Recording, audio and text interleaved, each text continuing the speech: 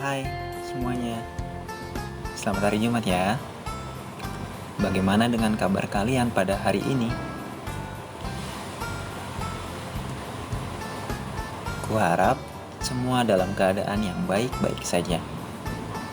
Nah, hari ini kita akan kembali beribadah secara online. Sebelum beribadah, mari kita semua bersikap seperti sedang beribadah di sekolah. Nah, ibadah online kita pada hari ini akan dilayani oleh Pak Pensa Kailola. Sebelum memulai ibadah, diberikan waktu untuk kita semua mengambil saat teduh.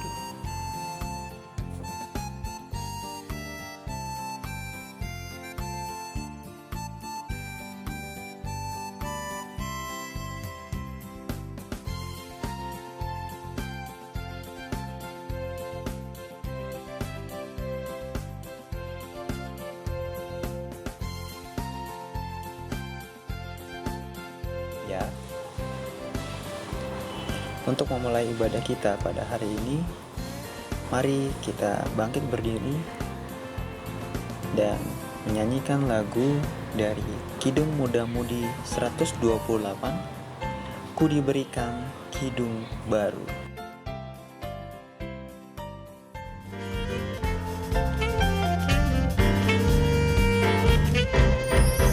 Ku diberikan hidung baru oleh Yesus Tuhanku, irama lagu paling mulia, hidup kasih yang merdu.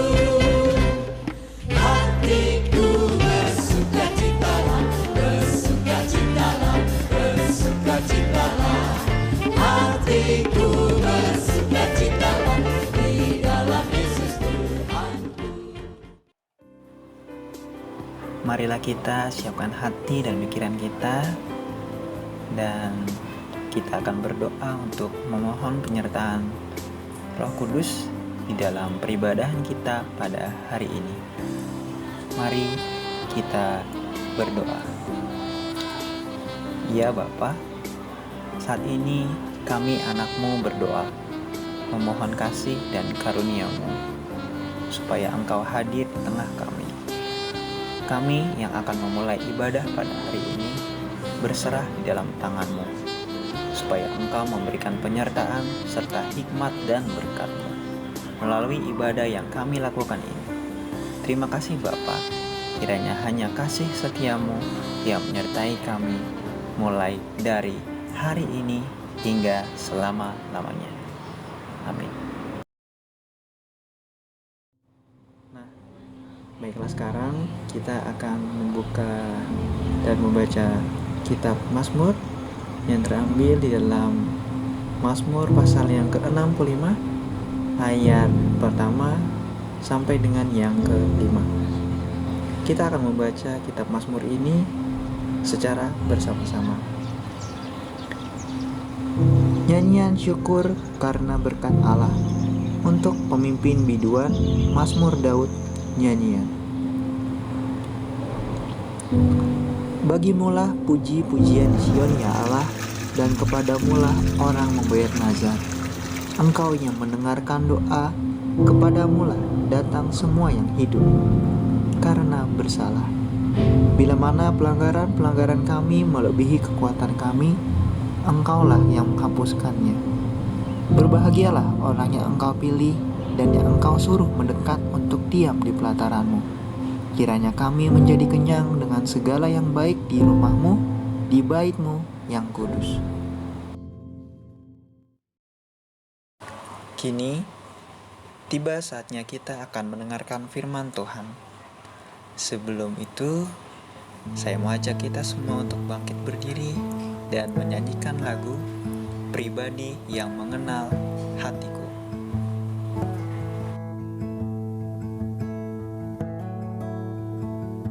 Seperti rusa yang haus, rindu aliran sungai-Mu.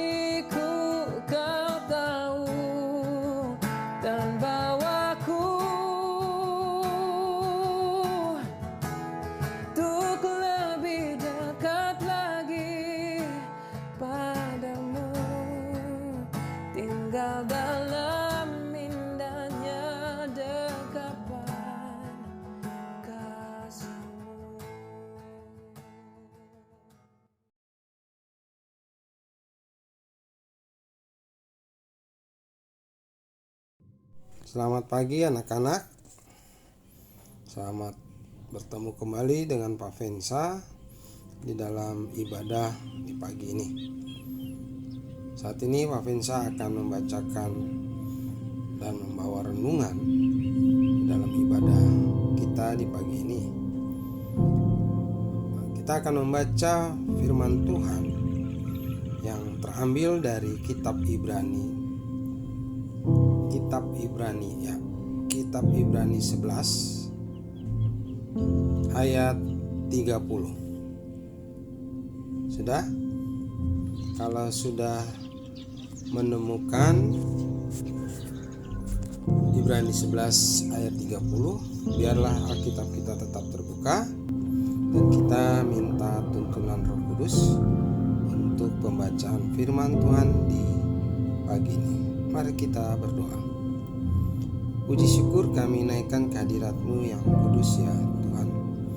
Karena pada saat ini kami masih diberi kesempatan untuk membaca, merenungkan firman Tuhan di pagi ini. Kami sadar, kami yakin, dan kami mau memohon kepadamu. Biarlah di dalam pembacaan firman Tuhan kali ini Engkaulah yang membuka hati kami, Engkaulah yang meneduhkan kami, dan Engkau pula lah yang membawakan firman itu ke dalam hati kami. Kami tidak mampu untuk mengartikan maksud atau perintah-Mu ini kepada kami.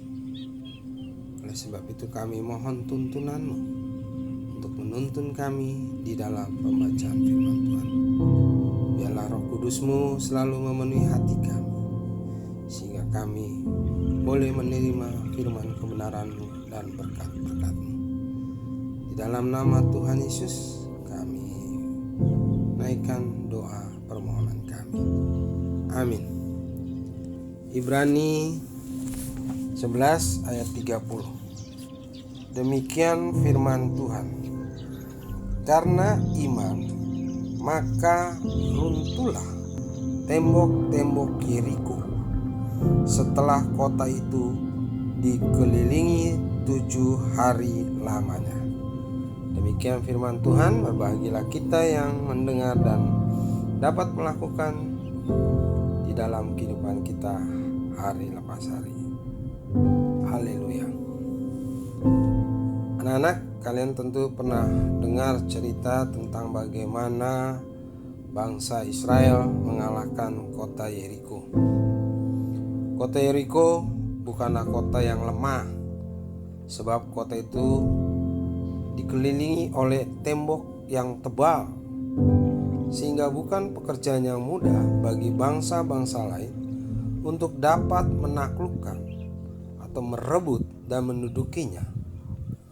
Mustahil bagi manusia, tapi tidak ada perkara yang mustahil bagi setiap orang yang hidup mengandalkan Tuhan dan beriman kepadanya. Inilah buktinya, ketika bangsa Israel mau taat melakukan kehendak Tuhan, sekalipun perintah Tuhan itu seperti tidak masuk di akal, tidak logis, mereka berhasil menduduki kota itu. Ya, kalau kita lihat, mengalahkan orang Yeriko hanya dengan mengelilingi kota Yeriko selama 7 kali, seperti firman Tuhan ini. Ya, karena iman maka runtuhlah tembok-tembok Yeriko setelah kota itu dikelilingi 7 hari lamanya. Mereka hanya berjalan mengelilingi. Tapi yang menarik adalah ketika mereka melakukan itu, mereka tahu, mereka yakin, mereka punya iman bahwa Allah menyertai mereka. Perbedaannya ketika kamu melakukan sesuatu dengan tidak meyakini dan meyakini, itu perbedaannya. Ya. Misalnya kalau kamu melakukan belajar. Kamu belajar hanya ya sekedar belajar lah, tidak menyerahkan seluruh kegiatan belajarmu ke dalam Tuhan. Kamu tidak meminta kepada Tuhan untuk turut serta di dalam pembelajaran atau kamu belajar. Pasti berbeda. Apa yang saya yakin kamu akan merasakan perbedaan.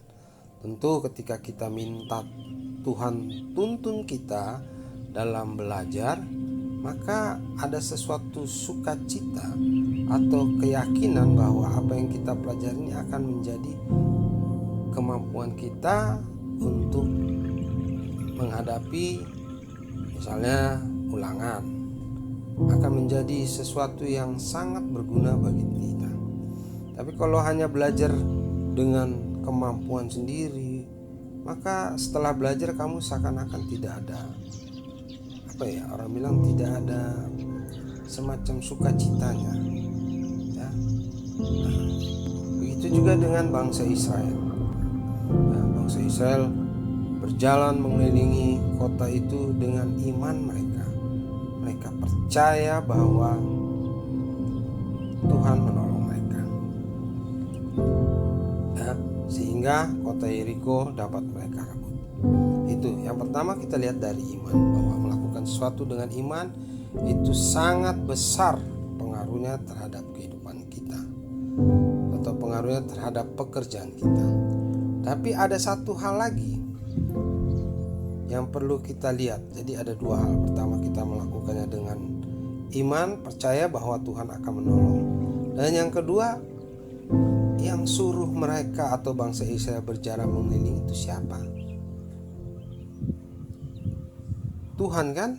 Tuhan yang memerintahkan kepada Yosua untuk memimpin bangsanya atau bangsa Israel untuk berjalan mengelilingi kota Yeriko selama 7 hari. Artinya apa? Artinya bangsa Israel pertama, dia melakukan itu dengan iman bahwa Tuhan akan menolong. Dan yang kedua, dia atau bangsa Israel melakukan perintah Tuhan. Ingat, Tuhan yang memerintahkan untuk bangsa Israel berjalan mengelilingi kota Yeriko. Ya. Nah, pertanyaannya, kalau pada saat itu tentu ada nabi atau orang yang dipakai Tuhan untuk menyampaikan pesannya atau kehendaknya kepada bangsa Israel. Nah, pada saat itu adalah Nabi Yosua atau Yosua, ya, untuk menyampaikan kepada bangsa Israel bahwa untuk mengalahkan kota Yeriko kita harus mengelilingi kota Yeriko selama 7 hari. Ya. Nah, kalau saat ini ya, kira-kira siapa yang ingin, kira-kira menurut kalian siapa yang menyampaikan itu kehendak Tuhan ya, kepada kalian? Misalnya saat ini pandemi virus corona, di mana orang-orang banyak yang terpapar, banyak yang terkena, ada yang mati, ada yang dirawat rumah sakit. Pak, kan kita punya iman, kita nggak perlu takut dengan virus corona, karena kita yakin dan percaya bahwa Tuhan memimpin kita, melindungi kita. Nah, pertanyaannya benar, itu benar, tapi pertanyaannya apa yang Tuhan mau kita lakukan ketika kita berada di pandemi virus corona? Atau apa yang harus kita lakukan agar iman kita sejalan dengan kehendak Tuhan? Apa yang Tuhan inginkan? Ya. Dari mana kita tahu? Ya, tentu kita mendengar himbauan dari pendeta, dari gereja, dari pemerintah, ya. Dan kita bisa bawakan itu dalam doa. Dan kita yakin bahwa pemerintah Indonesia atau pemerintah yang saat ini ada itu juga ada karena kehendak Tuhan. Oleh sebab itu, apa yang diperintahkan oleh pemerintah itu bisa kita anggap sebagai kehendak Tuhan. Jadi apa yang sudah dilakukan oleh pemerintah atau himbauan-himbauan mengenai memakai masker, mencuci tangan, menjaga jarak, saya rasa itu juga salah satu kehendak Tuhan yang ingin disampaikan Tuhan, yang ingin kita lakukan dengan tetap beriman kepada Tuhan bahwa Tuhan yang akan menolong kita dan melakukan apa yang Dia inginkan. Itu yang akan menjadi pegangan kita, dan kita akan keselamatan, dan kita akan menang melawan virus corona ini. Apa yang saya yakin, ya. Jadi memang antara banyak pertanyaan. Pak Vensa, ada tuh orang yang percaya kepada Tuhan tapi masih kena corona, kena itu. Ya, kita tidak bisa menghakimi, ya. Biarkan Tuhan yang melihat itu. Yang jelas, Pak Vensa hanya ingin memberitahukan bahwa kita harus seperti bangsa Israel pada saat itu, beriman kepada Tuhan bahwa Tuhan akan menolong kita. Dan yang kedua, kita tetap melakukan kehendak-Nya. Saat ini, di saat pandemi, di saat masa pandemi virus corona ini, kita harus tetap beriman kepada Tuhan bahwa Tuhan yang akan menolong kita dan menjaga kita serta membentengi kita, dan kita melakukan apa yang menjadi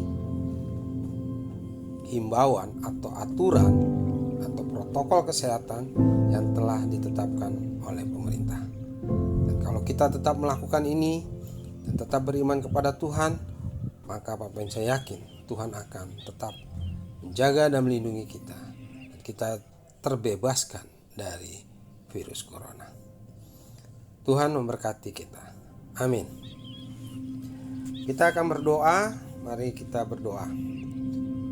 Tuhan Yesus, kami percaya bahwa hanya karena mujizat-Mu kami boleh menjalani kehidupan ini, terlebih di masa-masa pandemi virus corona.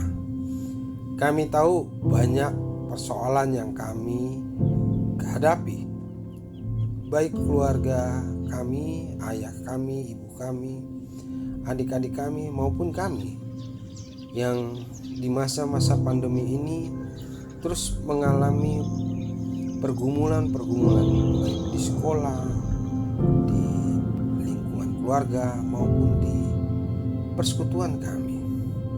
Tapi bersama-Mu kami percaya bahwa kami aman dan kami tetap dalam lindungan-Mu, dan Engkau tidak pernah melepaskan tangan-Mu. Terima kasih Bapa. Kami menyerahkan seluruh kehidupan kami ke dalam tangan pengasihan-Mu yang luar biasa dan tidak pernah melepaskan daripada kami. Terima kasih Bapa Surgawi, di dalam nama Putra-Mu Tuhan Yesus Kristus kami berdoa. Amin.